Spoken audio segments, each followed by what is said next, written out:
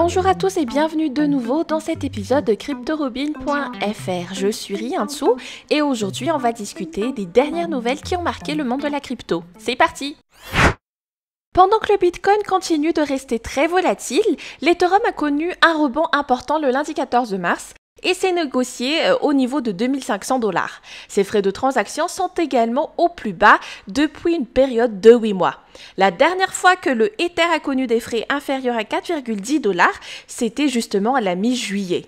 D'autre part, le milliardaire Elon Musk a également confirmé qu'il possédait de l'Ethereum dans son portefeuille et a ajouté qu'il ne vendrait pas la crypto-monnaie dans un contexte d'inquiétude critique concernant la hausse de l'inflation.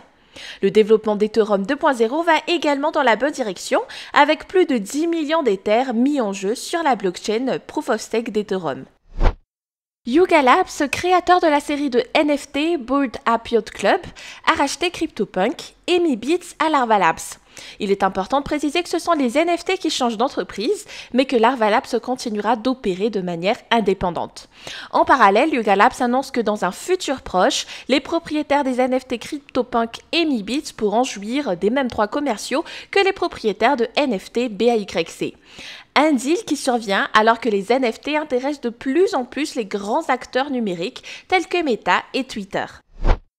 Ensuite, Crypto.com clôture désormais les prêts contractés par des investisseurs en provenance de 41 pays, dont la France. Vous l'aurez déjà sûrement remarqué sur les réseaux sociaux, de nombreux clients ayant contracté un prêt auprès de l'exchange ont reçu un mail annonçant la mauvaise nouvelle. Pour le moment, on ignore pourquoi cette décision de clôturer les prêts accordés aux usagers est survenue, mais sans communication officielle, on suppose que c'est lié à des exigences d'un régulateur financier. Sensei Algot, un investisseur pseudonyme, a décrit Luna comme un Ponzi surévalué qui échouerait.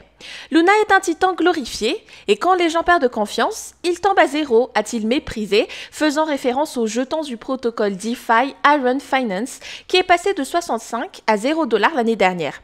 Il a donc décidé de parier $1 million sur le prix de Luna qui selon lui sera au plus bas dans un an. Do Kwon, le fondateur de Terraform Labs, a accepté le pari et a versé les fonds.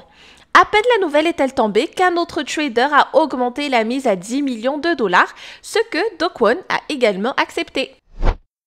On termine avec une étude réalisée récemment en France sur la métaverse. YouGov, la société de sondage en ligne, a interrogé 1006 personnes âgées de 18 ans et plus dans le pays. Les résultats affirment donc que si 61% des Français ignorent complètement ce que sont les métaverses, 30% de la population française semble avoir une idée plus ou moins précise du concept. L'étude s'est également intéressée aux activités qui pourraient les intéresser. Le sondage montre que 28% est intéressé à l'idée de regarder un concert en réalité virtuelle ou augmentée.